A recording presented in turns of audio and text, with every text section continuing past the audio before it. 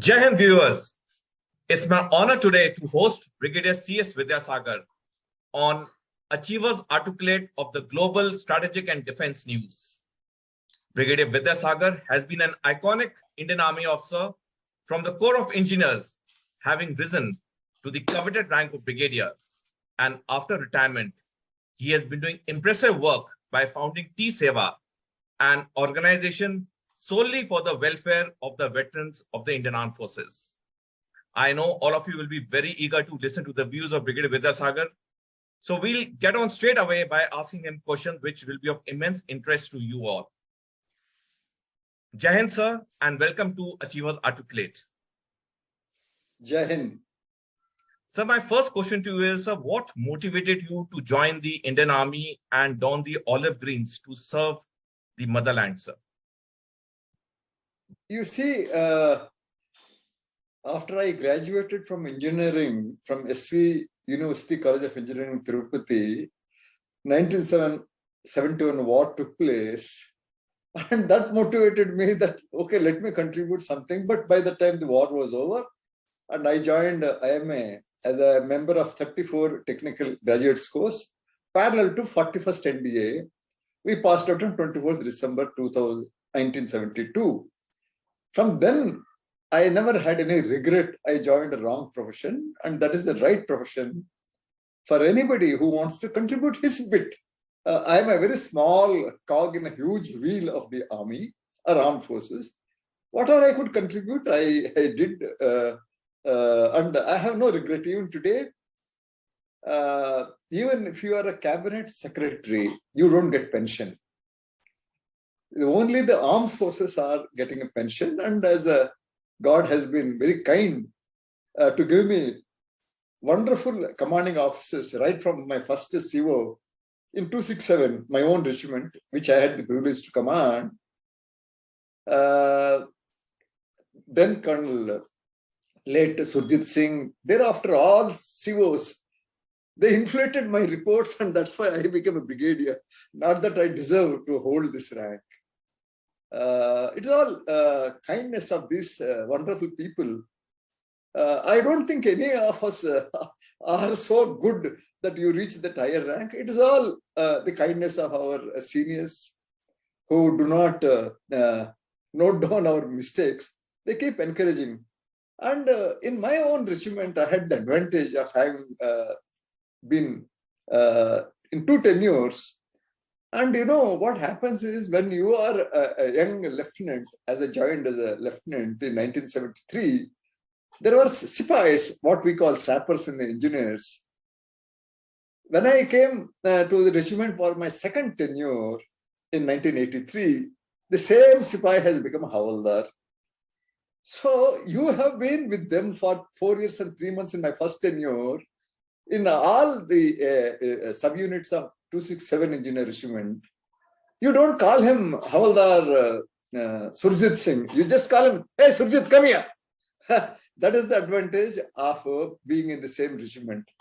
When I became a commanding officer, the Nayak Om Prakash Sharma, OP Sharma, who was a Nayak in 31 Field Company in which I was posted, he became a Subedar Major. You see the advantage. You don't have to prove anything. Whatever good or bad you have done, everybody knows. And in engineers, you got to be with the men because you are doing all engineer tasks and you are only planning and executing the tasks and guiding the people. So every task you are there with your men and they know you. You suffer the same difficulties. I can tell you, having served 3 tenures in 267, having commanded, 1 tenure in 1 or 2 after I did my Defense Services Staff College course in Wellington. There's a Bombay Sapper unit. Naturally, you being a Bombay Sapper, you go to Bombay Sapper unit only. Then I served in 114 Armored Engineer Regiment, which is a specialist engineer regiment of the Div Engineer Regiment of the Armored Div. I found the Bombay Sappers, irrespective of the regiment to which you are posted, are same men, same capabilities, and I do not know why people avoid regimental tenures. My tenure in as a 2IC in 114 has helped me how to command an engineer regiment, what to do as a CO and what not to do as a CO.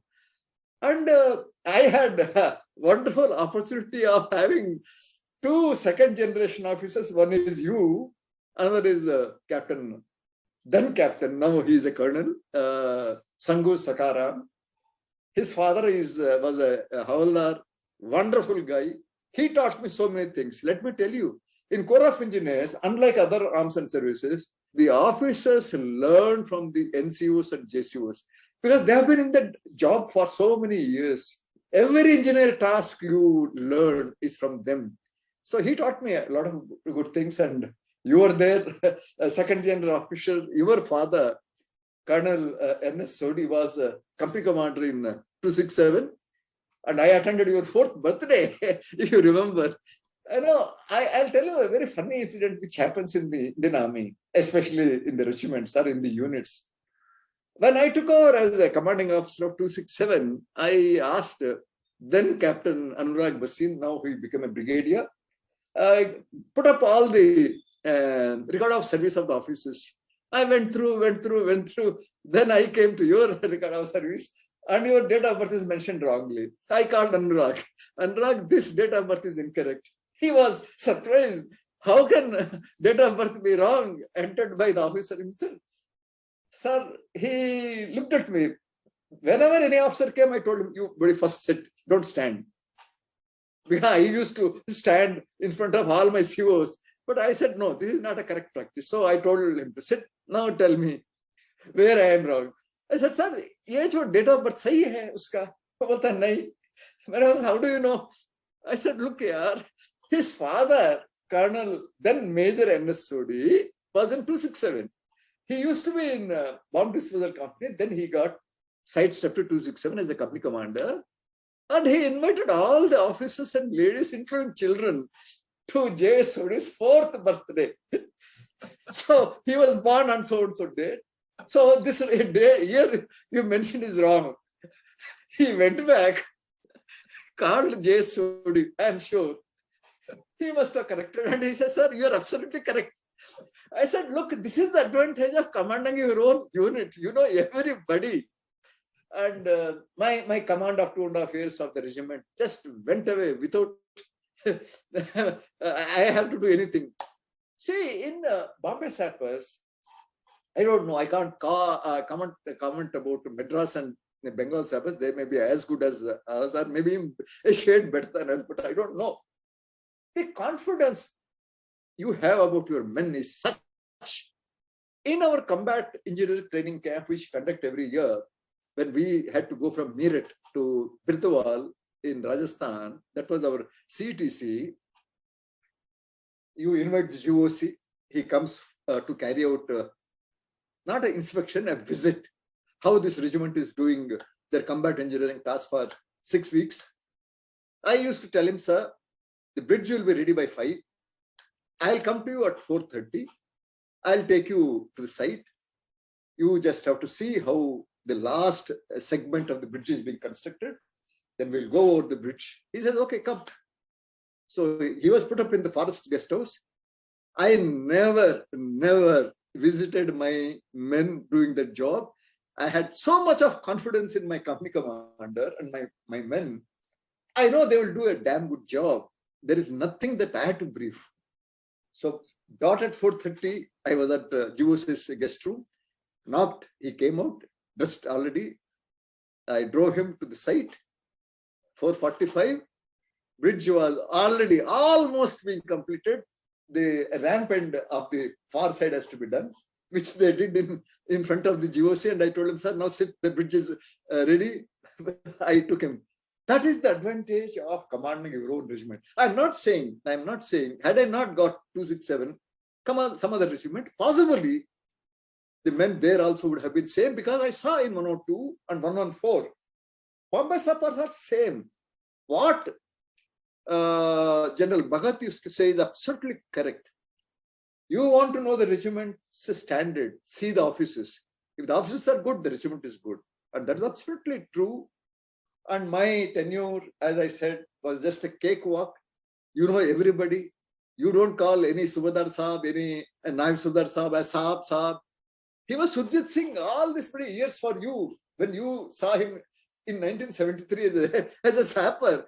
So what if he has become Subadar? But of course, individually, he may be Surjit to me, but in the public, I used to call him Subadar Saab or Naib Subadar Saab or whatever his rank was. That kind of a courtesy you have to extend.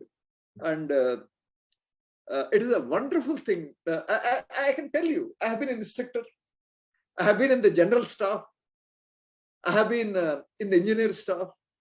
Of course, all my time is in engineer regiments. Nothing like engineer regiment. That is the safest place for anybody. You cannot make mistake because you learn from your men. You learn from your senior officers. They treat you. Let me tell you about my own wife. She knew only Telugu, mother tongue. And again, Captain Sangu Sakaram's father, I must narrate. He is the one who taught her because his place is Arkonam. Arkonam is very close to Andhra, and everybody in that border belt of Tamil Nadu and Andhra, they speak both languages as fluently. And then Havaldar Jyoti Ramalingam, may God bless his soul, he is no more.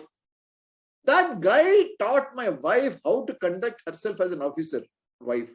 He says, Beta, because he was so senior and my wife is just newly married, he used to tell us, this is what you should do, this is what you should say. Hindi words he started teaching her. Aap kaise hain? Aap kahan ja rahe ho? Main khush hu, main theek hu. Few words when you meet the officers ladies, this is what you start your conversation with. So I and my wife got benefited from our regimental association. Even today, my wife tells me jokingly, yeah, why don't you become Havaldar and go and join the army once again? Army is a wonderful organization. Only those who serve in the armed forces. I served with the Air Force as a chief engineer, Air Force Western Air Command at Palam, Delhi Camp. The same ex-NDA guys go to Air Force, same ex-NDA guys go to Navy. The upbringing in the NDA is same. It is a wonderful organization. And that helped me after I retired to perform the duty of a director, Sainik Welfare, Andhra Pradesh, where I learned what the problems of the ex-servicemen. Then they forced me to raise an organization known as the Tri-Services Ex-Servicemen Welfare Association, TSEWA. And thanks to TSEWA, I am known to few people, if not all. We are trying to resolve their problems. I visited as a director of Sainik Welfare all 23 districts of then Andhra Pradesh. I know what kind of problems. Then in TSEWA, we visited most of the states. We go and see them.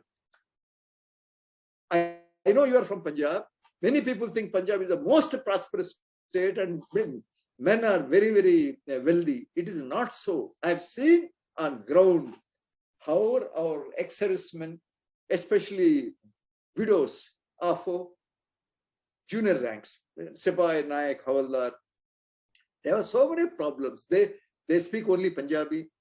They are not aware of their claims. They're not sure whether they're getting correct pension, whether any benefit they have to get from the army is given to them or not. Of course, armed forces are helping in one way of posting an officer of the rank of colonel as a colonel veteran in this area. But if you go to Punjab, if you go to villages, you see how difficult for this lady who is 70-year-old widow of a Naik to go to Colonel Saab. Unless that Colonel Saab knows Punjabi, she won't be able to understand. She won't be able to tell him her grievance.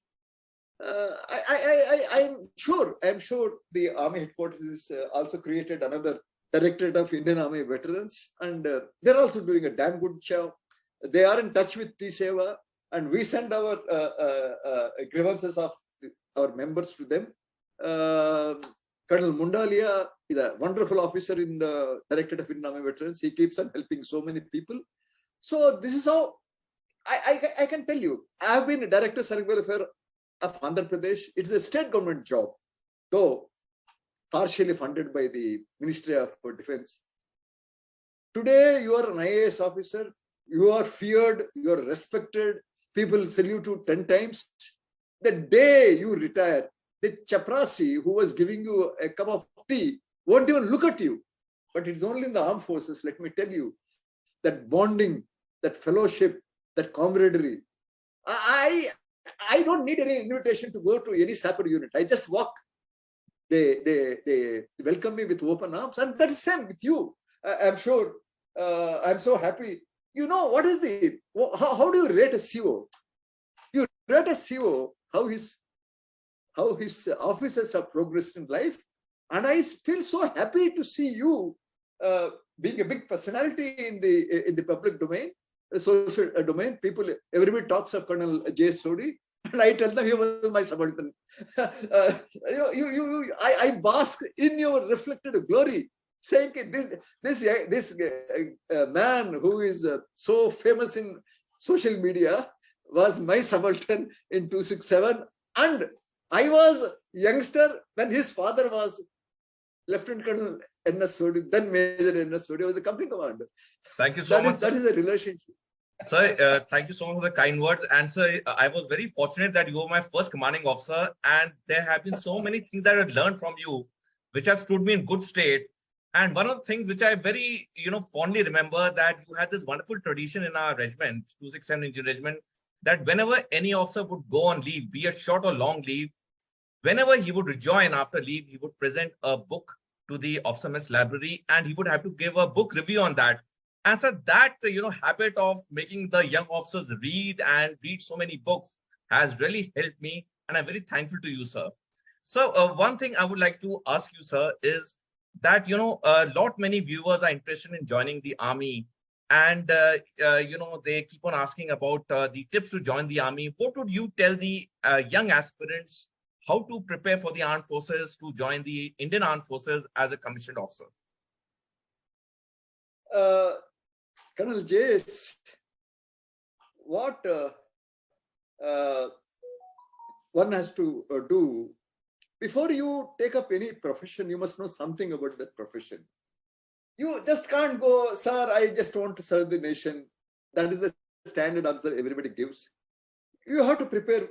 I would recommend, like Sangu Sakaram, his father was a Havaldar, but he put his son in the Sainik school. I am a technical graduate, but I tell you, in my regiment, the best officers were not technical graduates, though I had large number. My own 2EC was a technical graduate, and so many were technical graduates, but these ex-NDA guys were the best. Reason I'll tell you. When you are in Sainik school at a very young age, joined at 6th standard, then you do 12th standard. 6 years you are in the army environment.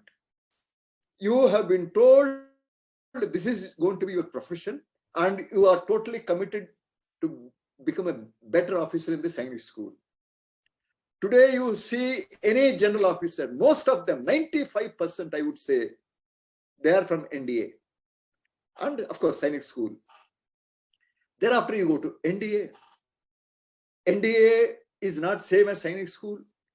They give you intense training so that after NDA, you just relax. You become a general. If age is on your side.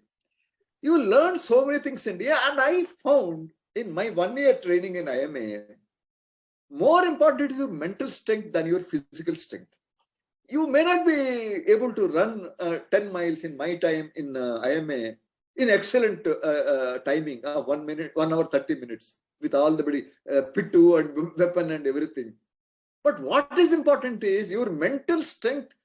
Whatever it may happen, I may collapse, but I will complete my 10-mile run because I can't appear in front of my my course mates that I'm a weak guy. So you got to be mentally strong. That's what NDA does it. You see, though I have not been fortunate to join NDA because in Andhra, awareness of NDA and IMA, they are not there that much, like in North Indian states. Unless you are very close to Sainik school. I was very far away from Sainik school, so I didn't know. In NDA, you may think that all stupid things are being done. You have a dinner night, have healthy dinner, and then you keep checkers. You know, that is what makes a young cadet mentally strong. Otherwise, you become a sissy, mar gaya, lut gaya. So once you join NDA, and I have seen my 41st NDA course mates, they're all but relaxing, whereas we were but slogging because they have been doing it in the Sainik school for 6 years. They have done it in NDA for 3 years. And once you do that, there is nothing that to stop you. You're so committed and it becomes so good. So I would recommend any aspirant who wants to join NDA, if you are lucky, your parents are aware, join Sainik school. You have a RIMC. If you are lucky, RIMC vacancies are very few. I think 2 or 3 per state. It doesn't matter which entry you are. It doesn't matter. But if you can get into NDA, that is the best. Even today, let me tell you, with all kinds of things being told about the armed forces, their status, their pension, this and that, every army officer who retires, he has got a small house. Yes, we don't have 27-storied bungalow, which we don't need. We get a 2-3 bedroom house. We get a small car. Yes, it is not Mercedes-Benz. We get a car. And our pension is, even as a lieutenant colonel, today everybody retires as a colonel time scale, 26 years you serve, or a lieutenant colonel. The difference in pension between a lieutenant colonel and a brigadier is hardly 2,000-3,000 rupees. Everybody is getting a pension and life is very comfortable. Even as an ex-service officer, wherever you go, you are respected. Not for the rank, you are respected because you are an army officer. So I would advise anybody who wants to join the armed forces. See, people keep on comparing with IIT, IIM, then go to United States, become a chairman of Microsoft. How many can do that? Here is a profession which gives you wonderful quality of life. Today I'm 75, 74. I'm healthy. My government has given me ex-serviceman contributory health scheme. At my age, I'm bound to have some problems. I had a problem. I just go to my polyclinic. They refer me to the hospital of my choice. Free treatment. I have seen in the imperial hospitals, people are selling their property, whatever property they have, to get a medical care. Government is giving me free medical care. Government is giving me a pension by which I can look after my family. Of course, children are settled. They don't need any support from my side. But still, we give a lot of financial support to our grandchildren. So let me tell you, with my experience of 32 years in the army, if I am to be reborn in the army, reborn as a male or a female, I would love to join the army, and that to Corps of Engineers, that to Bombay Sapper. Because, you see, I used to tell my officers also, as a commanding officer, if you know more than 2 sections of the Army Act, you are a useless guy. Because I have seen as a second lieutenant, as a captain, as a major, lieutenant colonel, colonel, all these ranks in the army, my Bombay Sapper units. Subedar Major Saab comes, or if you are a company commander, company Subedar comes. What is that he tells you? This is what I heard in 102, 114, 267. Saab, Sapper Badda Singh भाग गया, बताया नहीं किसको, ये AWL हो गया साहब. Good. साहब हुकुम सिंह नायक है, वो 7 दिन का कैजुअली पे गया, अभी तक आया नहीं है, 2 दिन वो एसएल है. अच्छा, और कुछ बाकी पलटन बड़ा चंगा है साहब, सब ठीक है. Only this. So you have to know Army Act Section 80, that A and B. वो 7 दिन लेट आया, 7 दिन quarter guard. And one section which you should know as an army officer, because you have to read a manual of military law to go to staff college entrance exam, that Army Act Section 63. Other than this, in Bombay Sapper unit, people don't make any offense. You don't find in Bombay Sappers people committing a murder, people committing a theft, people committing a rape, people doing anything. Only OSL, AWL, एक आधा गलत काम in the unit people do. A chap out of frustration because he was not given leave by the company supervisor, he may abuse him. So book him under Ahmed section 63 and act prejudicial to go under military discipline. If any Bombay sapper CO knows more than this two section, there is something wrong with him.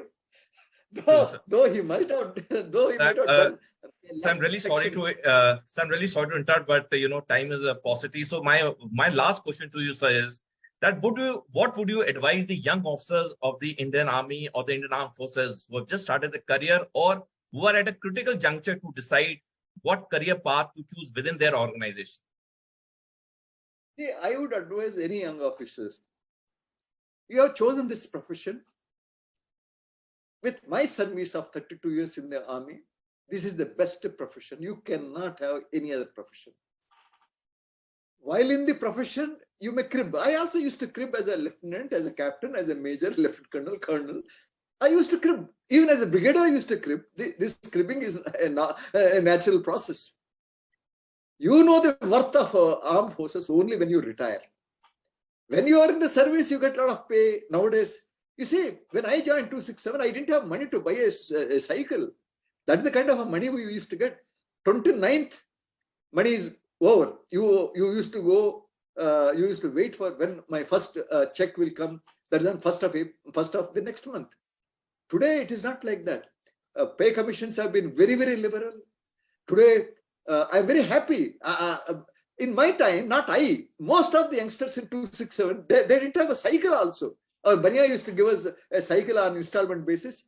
200 rupees used to be the cost of the cycle, and we used to pay 20 over 10 months. Today, people are coming with a sedan costing not less than 10 lakh rupees because companies are offering. Sab aapke itna paisa aa raha hai, ab le lo gaadi. So installment they're buying. And I'm very happy. When I was director ES3 in the army headquarters, you came once and met me there. Most of the officers who are applying for AWH houses are lieutenants. This is a very good thing. So I would recommend army officers, your life is assured. Your life is assured.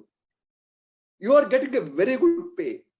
See, one thing I can tell you, as an officer, you are naked. You may be wearing uniform, you may be wearing clothes, you are naked. People are very intelligent. In my time, I knew in my time, the Sardars who were 6 feet 2 inches tall were Angota chops. In an acquaintance role, when we have to make the pay distribution, the people used to put thumb impression. Then we have to write LTI, left hand thumb impression of XYZ. That is the condition of the Jawans in my time. Then also, they were very intelligent. They knew what you mean to say, what you are actually saying, what you are going to do with. They knew everything about every officer. So you cannot fool your men. You cannot demand respect. You can only get the respect by professionally being competent. Now, when I went to 102 Engineer Regiment after my staff college, the Jawans used to say, "Hey, saab, pade likhe saab hai." No, and that is the language they use. Pade likhe saab hai. So the moment your professional competence is established, you have cakewalk. See, men trust you. Men know that you are not going to let them down. So my request is, you got to love your job, be professionally competent. Don't think just because you came from Science School, NDA, IMA, you don't have to study. You have to study as you are doing it today, doing strategic subjects. You are studying. So you will keep studying till you die. So my request to the officers is, your professional competence is first quality you must obtain. That needs a lot of study. Second thing is, your unit gives you umpteen opportunities to improve your professional competence by sending you to various courses. Take those courses seriously, learn something from these courses, try and implement them in your unit when you come back. No point in doing a quartermaster course and not doing the job of a quartermaster. Learn on job. See, in the army, every rank you learn on job. You become a commanding officer first time. No, it is very rare to get a second command. So as a CO, you are learning the job. As a brigadier, you are learning the job. As a general officer, you are learning the job. So you will be learning throughout your career. And your seniors know you, your juniors know you. You don't have to prove anything, as I mentioned to you. So I would advise you, once you join the army, be not only loyal to your unit, loyal to your men and all those things which you hear. People should not think, ये बड़ी wasteful officer है, ऐसे ही आ गया. नहीं. Do your work to the best of your ability.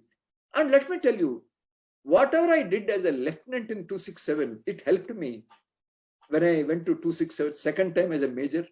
By the time I became a senior guy, whatever I did as a major in 267 helped me in 102 when I went for my command report. Whatever I did in 102 when I went to 114, it helped me.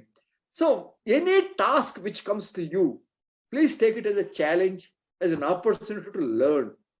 Learning, more knowledgeable you are. You don't have to brag about your knowledge and it will be known to people. You don't have to show your credentials. People will know you. So they see, if you don't have professional competence, let me tell you, your own Sahayak will not respect you. Time pass karne ke liye aap aaye ho. I have seen such officers also, bright guys. My own course-mates, they could have become generals. But somewhere they lose track and they don't make an effort to improve their professional competence. And see, after a CO gets inputs about performance of the officers by watching them on ground, by getting the reports from the men. If a company is not doing well, you know that very company commander, that officers of the company are not that good. And also your 2IC, your company commanders will brief you. Sir, wo banda bahut acha hai. Ye banda itna acha nahi. I'm talking about the officers. So don't let your superiors think very poorly of you. If you are professionally competent, they will respect you. They'll come to you. Even senior will ask for your advice. What do you think this job should be done? That is very rare. Generally, seniors always tell the juniors how to do a job. But if you are professionally competent, and Captain Chelladarai, TEO, SL officer, told me once, I was doing the job of a quartermaster in 267 in Aund, near Pune. He asked me a question about quartermaster duties. I said, sir, I don't know. I said, why don't you go and find out from the Severia ordnance officer? I said, sir, chodo, kya karna hai? One advice he gave me, I followed religiously throughout my life. He says, Vidya, I am a very age-wise elder to you. Both you and I may be captains. One thing you follow, simple advice I'm giving you. Whenever you feel that you don't know anything, don't feel bad. It is an opportunity for you to improve yourself. I took that advice very seriously. Same day, I went to Severia Ordnance Officer. Very nice Sardar, Captain Saab. He told me the army order. He showed it to me. He explained to me. I came and reported to Chelladarai. From that time onwards, whenever I did not know a thing, I remember Captain Chelladarai's advice. He must have become a colonel later. Anything you feel you do not know, consider it as an opportunity, and that will improve your performance. And that's how, even I accidentally came to 267. Let me tell you that. Then we'll close it. I was cleared in the number 3 selection board from Lieutenant Colonel to Colonel. I went to MS-12. I spoke to MS-12 by, is my regiment vacant? Oh, bolta, sir, your regiment 267 is filled. Matthew Thomas of 104 is going. His posting order is issued. He has already moved his baggage. I said, it is not in my luck. Because I served in 102, not my regiment. I served in 114, not my regiment. Maybe I will get some other unit. Then suddenly, after a few days, I get it from MS-12. Vidya, you're a lucky bastard. I said, sir, kya ho gaya? You are going to 267. I said, sir, kya ho gaya? You told me Matthew Thomas is going to 267. You said that his luggage has already got to 267. And there in Ketala, in Pokhran, he says, Vidya, you have to understand one thing. In Bombay Sappers, and for that matter, engineers are in the army, the bonding is so strong. You know, our deputy MS12 and ENC were told by senior officers settled down in Pune, Colonel Dr. BSK Chopra, who is the coursemate of General Maharaj Singh, he told him, Maharaj, tu kya kar raha yaar? Mera Paltan ka ek officer aaya who is qualified, cleared selection board, and you are not sending him to my regiment, and you are sending somebody from 104? Maharaj Singh said, I know I am the Colonel Commandant, and I only recommended, because his result came earlier. No, you are the DGBR also. You divert the posting of Matthew Thomas to Commander BRTF at Jodhpur. After all, he is going to Jodhpur only. My regiment is also in Jodhpur only, Field Park Company. Issue posting order of Vidyasagar. This happens only because of your senior officers. Sir, it has been really amazing listening to you. My apologies since time is a constraint, but you know, the words you have said today, sir, I'm sure the viewers will find it very interesting. And I've always considered you as a role model for me, having had the privilege of serving under you and you being my first commanding officer. I'm really very thankful to you, sir, for spending your time and coming on Achievers Articulate. I'm immensely grateful to you, sir. Jai Hind, sir. Jai Hind, JS.